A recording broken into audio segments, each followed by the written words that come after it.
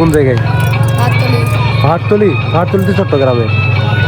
পাহাড়তলি থেকে আচ্ছা, কক্সবাজার পাহাড়তলি বাড়ি না? আচ্ছা আচ্ছা। তো এখানে সারাদিন মাসাজ করে মানুষকে কয় টাকা পাও? 500-600। ফ্যামিলিতে কি কোনো সমস্যা? বলো, কথা বলো। ফ্যামিলিতে কোনো সমস্যা? কেন, তোমার আব্বু আম্মু নাই? আমার আব্বু গাড়িতে অ্যাক্সিডেন্ট হয়েছে। তোমার আব্বু গাড়িতে অ্যাক্সিডেন্ট করছে? যে অ্যাক্সিডেন্ট করে মারা গেছে? মানে আছে অ্যাক্সিডেন্ট হওয়ার পর থেকে আর কোনো কাজ করতে পারে না।